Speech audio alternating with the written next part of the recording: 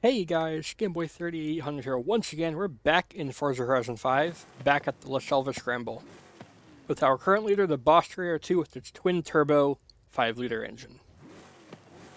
450 horsepower and torque. It's a very balanced engine build, and I think that's the only reason why it is at the top so far. And you'll see it's not actually at the top because our fastest lap was a 3-liter lap, but we got a 1:27.33. A monstrous time from a very well balanced car. We're trying to beat that today. We did some classic Mustangs last time around, and now we can continue that trend for some more Mustangs. And I think that's what we're going to end up doing here. So we got the SVO, we got the Coupe, and we got the SVT flavor someplace around here, the Fox body. So, what will it be today? We're going to start with the classic one. It is so light, the lightest Mustang by far, by 200 pounds. And it's not actually that bad for torque, 517 compared to 450 of the leading Mustang. And I would have to assume that this engine is almost completely all the way built up in order to get to that number, because it's not a very well-breathing engine, let's just say. Here's a quick look at the tune, 5-speed.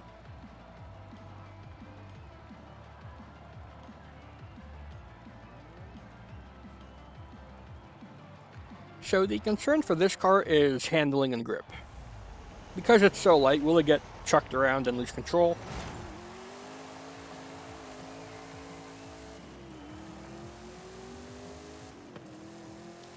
We are running turbos on this car. And turbos were on the winning car so far. So, if it's all about the engine, these are pretty close. 289 versus 305, that's almost the same size. Oh no. Maybe we're just going too fast for that turn. But if that was indicative of the base handling of the car, then oh no.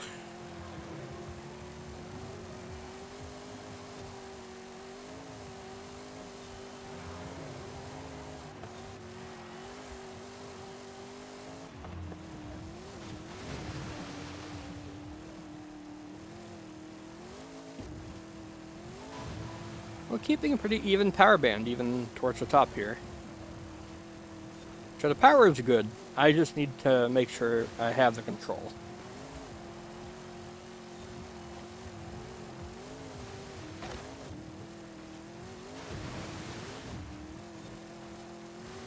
I do not have that control.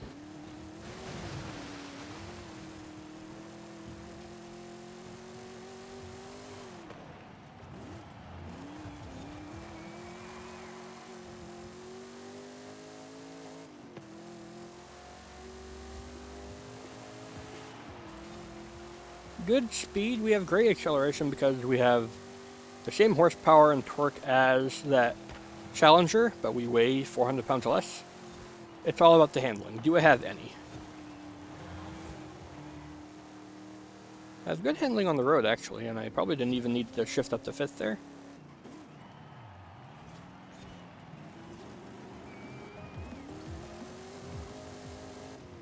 I have no download torque. What's going on? I have turbos.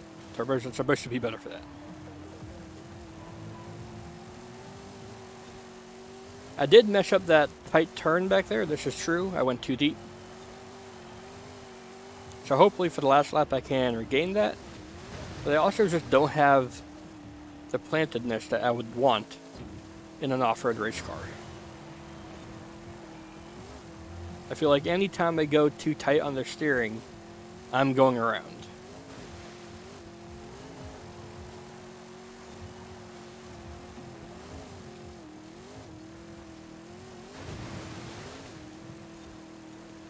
So I'm straightening up as much as I can to try to keep it smooth.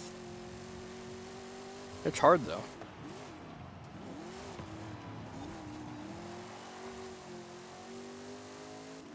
No rev limiter this time.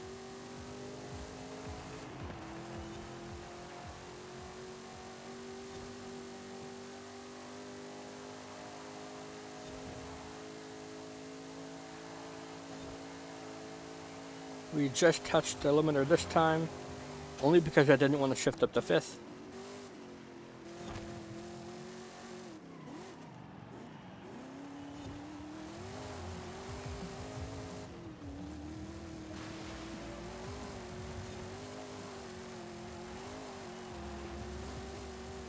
I'm shifting a little bit more than I would perhaps like to, and I just can't keep it from going wide. I'm trying as hard as I can to keep it going wide, but then it just starts to drift, so I have the counter steer, and that makes you go wide. The speed is phenomenal in this car, once we get it right. It's just like the 302 though, where it's easy to get speed out of it. No! We've done a front flip. We did a backflip in the Dodge Magnum, and now we've done a front flip in the Mustang. This car has potential, but I think that just proves it right there that you need to be spot on if you want it to win. And if you don't get spot on, oh man, you hit a wall or go for a front flip. Oh my. This thing is rapid. It's just so unstable.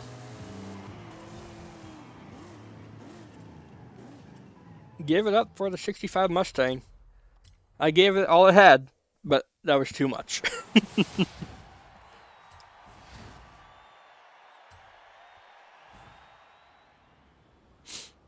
Alright, so next up, we're just going to go up in years with these Mustangs. So next up will be, what is it, 89, 88, 87 SVO Mustang.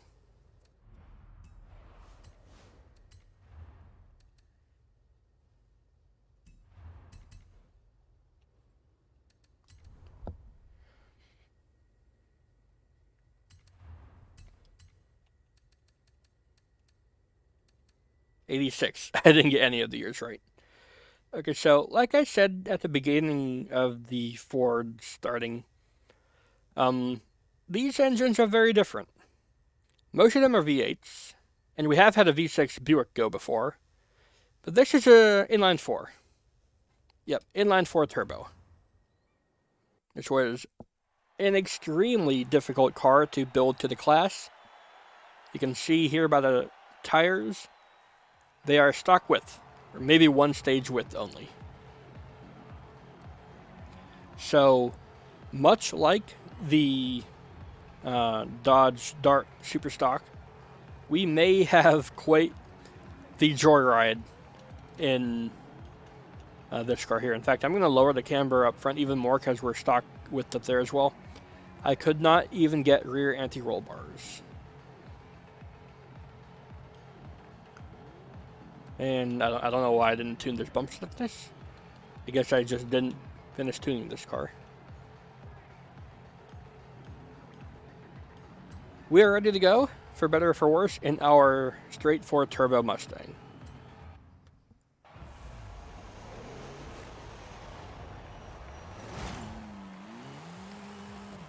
It still amazes me how a straight 4 can have dual exhaust. I guess it's just out of the muffler. So this engine, very different from anything we've had before. It doesn't build really any torque, at least when compared to the other vehicles we've been running this series so far. But it does have a lot of power up top. The problem is now I'm realizing I should have added some rear downforce because I don't have any rear grip. I normally go for minimum downforce on this track because it's a high-speed track. The more downforce you have, you'll be getting just more understeer at that rate. At least if it's rear downforce only. So, yep, this Mustang, it is not going to reach the top of the table. Normally, you know, for any other series, this would be quite different. I know for the Volcano Scramble, it got like second place, like third place, very high up the leaderboard. But it was able to get all of its tire upgrades. This does not.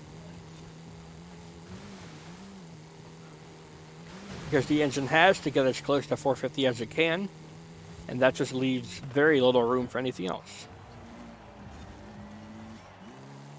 We also have horrible turbo lag. If we're not above 4500, we don't get anything.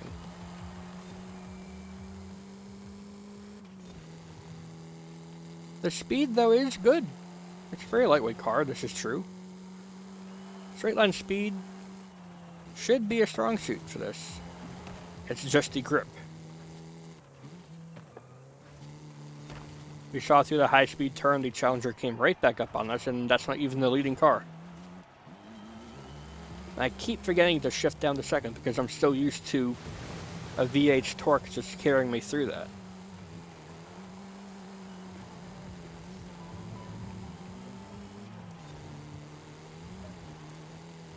I don't think we're even at the top, like, with the best turbo. Because then it got to, like, 480 horsepower. The turbo in this car is good for a turbo car.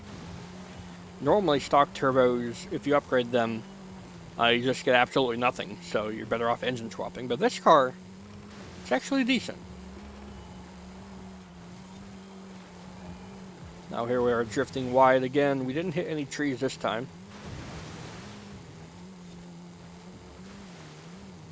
And fourth gear seems to be the gear for this car.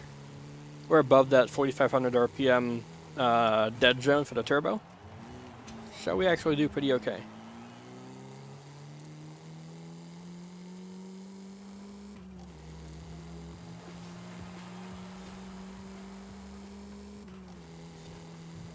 So we always had good speed here. With this fast turn, I just don't have the back tires to safely go around it. I'm going to try lifting. We still got pretty wide there. And that time we just slowed out. So yeah, this car, if it had its big back tires that I know it can get, then it would be a fantastic car. But for this class that I built for us in this series, it is just the most difficult thing to drive. Granted, we haven't done a backflip, front flip, or spin out into the trees yet. And we haven't had a dirty lap, so it's not that hard to control. But the problem is I'm going so slow and correcting every tiny movement it does that, you know, there's just enough time to catch it. Through this straight part, it's pretty good. Like, we're getting up to 110 miles an hour. That's up there with the best of them. But then through a turn, I'm off the power, we're doing a nose wheelie, and hitting the rocks.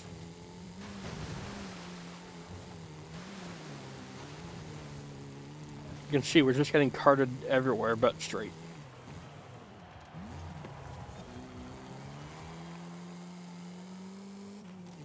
So I knew this Mustang wouldn't do good, but, you know, I had to give it its fair shot. 450 horsepower, 33.0 was all it could do. That's as good as the AMC Javelin. Oh well. Give it up for the SVO, it's a little four-banger. I think it did okay. It just didn't have enough grip. If I downgraded, like, anything, have it at 400 horsepower and give it wide tires, that would have been a much better build. I'm not saying it would have competed at the top, but it would have been better.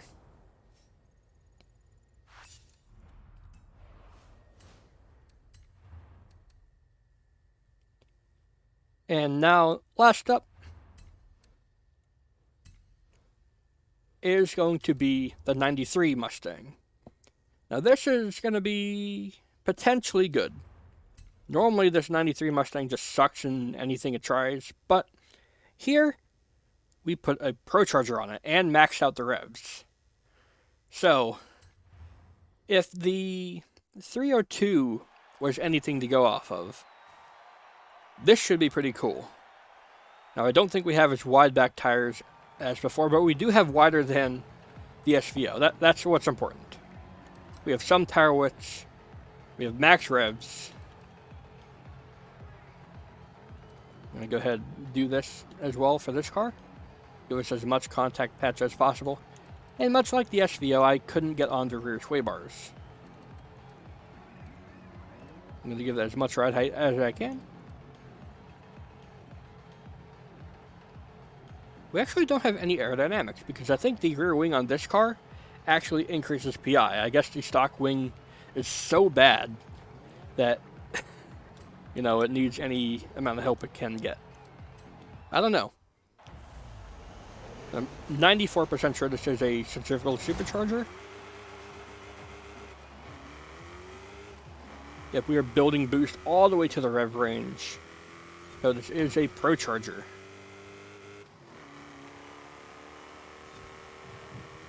And I couldn't get the good sounding exhaust on it and have it be at 450 horsepower. I am very sad too. This is a great sounding sport exhaust.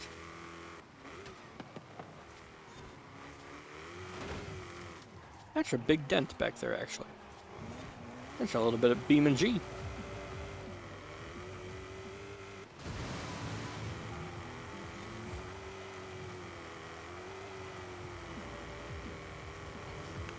But this engine actually doesn't build that much torque, even with twin turbos. So that's why I decided to go with the centrifugal supercharger.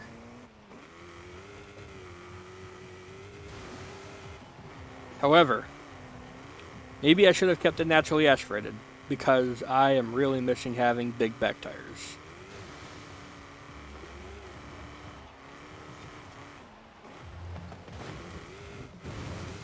Going for a bit of a jump there.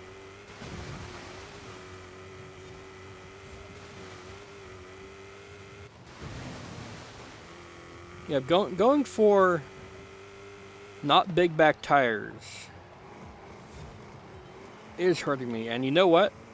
I think I had to go for the Pro Charger because otherwise I wasn't heavy enough to stay in B class.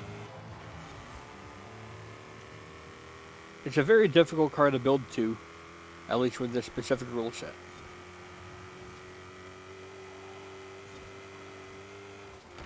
We do zoom though, we do be zooming.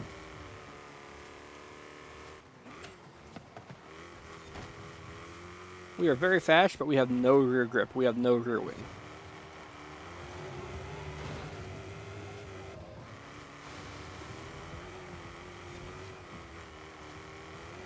Now this is another case of no grip, but a lot of speed. We do feel stable over bumps and stuff, so we're not as bad as the 65 Mustang. But then the issue is, one, this gearbox just sucks because it's not letting our Pro Charger do work. And two, we don't have good tires. We don't have big back tires at all.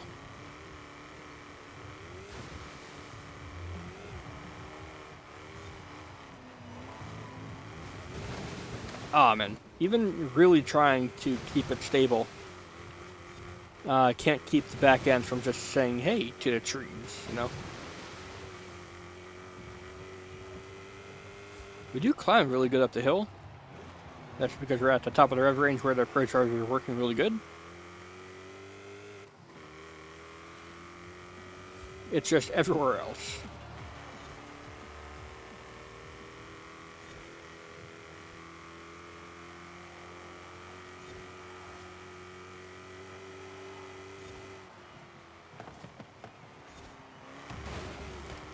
No clean laps on this car at all. Dang.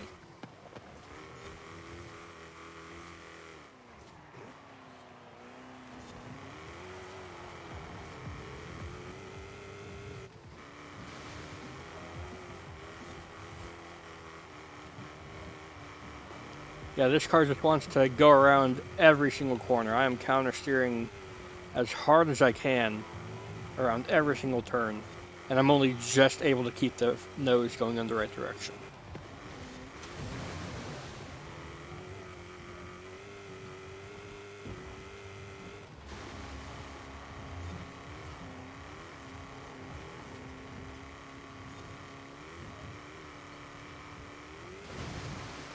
Speed isn't bad, but we're not at the top of the revs where it likes to be. And every time we visited the rocks and gone for a big hop, it's not let us into the trees and killed us yet. This is true, but still.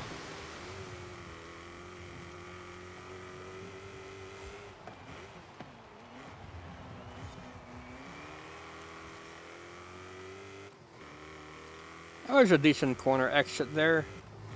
But just look at the state of this car. We've hit every wall on the circuit. And it's just not got the stability. Again, if I wasn't so strict with the horsepower, I would have easily put on the 345s and run 400 horsepower. And it probably would have won.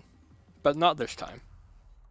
If you guys enjoyed the Mustang's last stand, you can leave a like, favorite, comment, share, and of course don't forget to subscribe as well. Thanks, Game Boy. I'll see you all in the future.